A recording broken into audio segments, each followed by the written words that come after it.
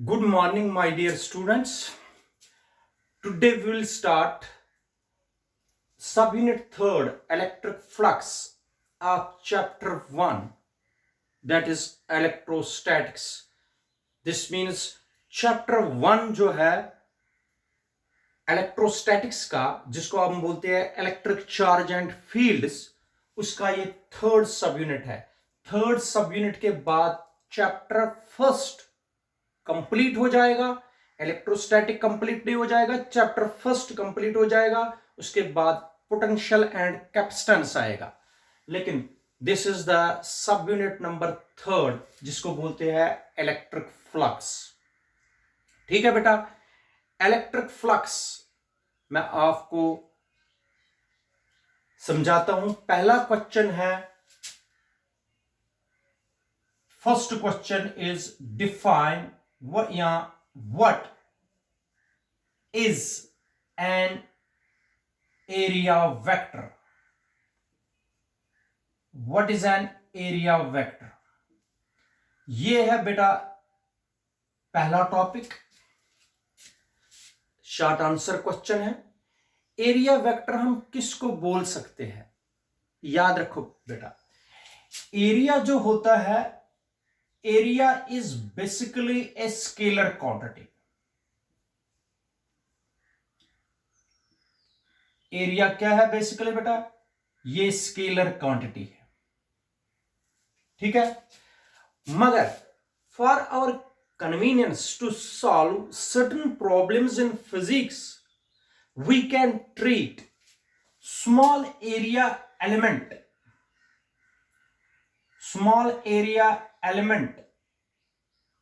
as vector quantity.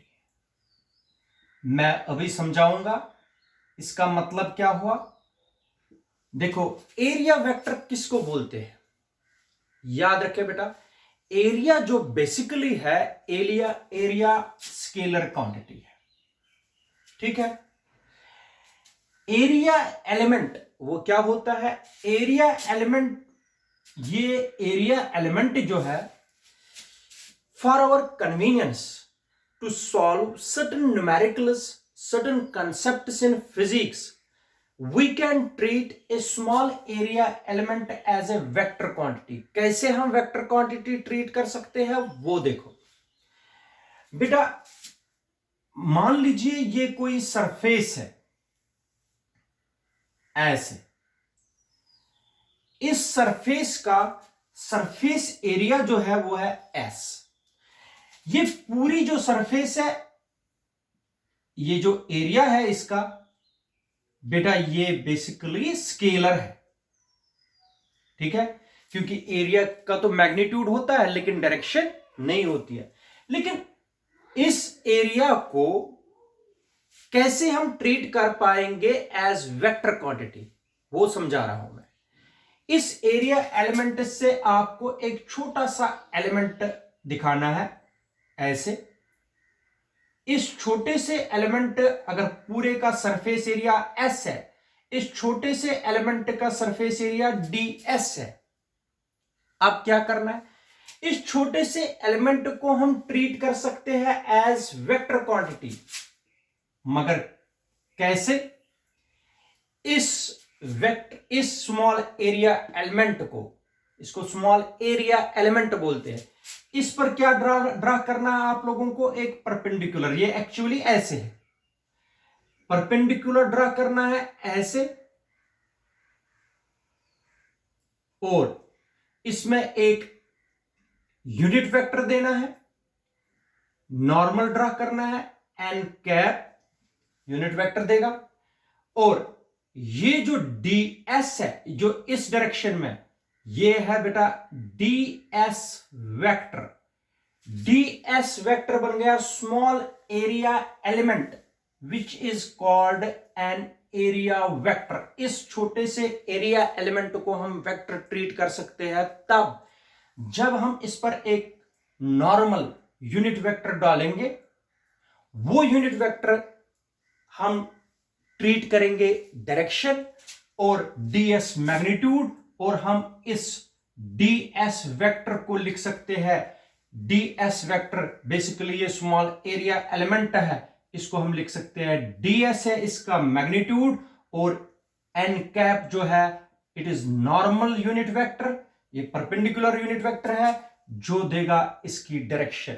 Normal unit vector का magnitude तो 1 होता है, इसलिए ds को मल्टीप्लाई करने पर इससे कोई फर्क नहीं पड़ेगा। This gives only the direction to this small area element.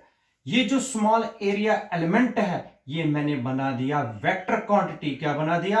Vector quantity. और इस स्मॉल एरिया एलिमेंट को ही हम बोलते हैं एरिया वेक्टर। क्या बोलते हैं? Area vector.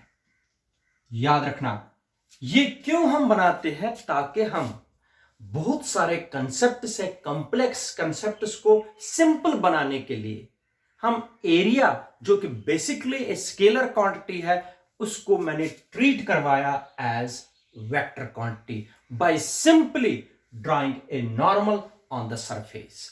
देखो बेटा, मैं आपको एग्जांपल दूंगा। अगर ये 10 रुपये वाला कॉइन है, ठीक है बेटा, ये इधर देख लीजिए, ये 10 रुपीज वाला कॉइन है, इसके बीच में एक छोटा सा एलिमेंट है दूसरे मेटल का, ठीक है। ये गोल्डन मेटल छोड़ दीजिए, ये जो दूसरा मेटल है इसको मैं स्मॉल एरिया एलिमेंट मानूंगा, और इस एरिया एलिमेंट को वेक्टर क्वांटिटी तब मैं बना सकता हूं जब मैं इसको नॉर्मल ड्रा करूंगा ऊपर। जब मैंने इसको नॉर्मल ड्रा किया, जैसे ये है, ये मैंने नॉर्मल ड्रा किया इसके ऊपर, इधर देख लीजिए बेटा, ये मैंने नॉर्मल ड्रा किया ऐसे, ठीक है बेटा, ये नॉर्मल ड्रा किया, ये स्मॉल एरिया एलिमेंट को हम ट्रीट कर सकते हैं देन एज वेक्टर क्वांटिटी। अगर मैं आप लोगों की तरफ मोड़ूंगा इसको तो ये ऐसे होगा, ऐसे, ठीक है। अगर ऐसे करेंगे तो नीचे की तरफ, तो ऐसे करेंगे तो ऊपर की तरफ। इसका मतलब हो गया ये जो छोटा एरिया एलिमेंट है इसको ट्रीट हमने कराया एज वेक्टर क्वांटिटी। याद रखना बेटा, एरिया एलिमेंट या एरिया वेक्टर हम किसको बोलते हैं? याद रखना, एरिया बेसिकली स्केलर है, लेकिन कुछ सिंपलीफाई करने के लिए, कुछ न्यूमेरिकल्स को, कुछ कंसेप्ट्स को समझने के लिए इस पूरे एरिया में से एक छोटा सा एरिया काट दिया जाता है और उस पर नॉर्मल ड्रा किया जाता है परपेंडिकुलर। तो ये जो स्मॉल एरिया एलिमेंट और इसकी डायरेक्शन एन कैप जब आप मल्टीपल में करेंगे तो ये बनता है वेक्टर। तो इसका मतलब है ds वेक्टर में उसका मैग्नीट्यूड है और नॉर्मल वेक्टर है, तो इसलिए इसको हम बोल सकते हैं एरिया वेक्टर। ये हमें आगे जरूरत पड़ेगा, ठीक है बेटा।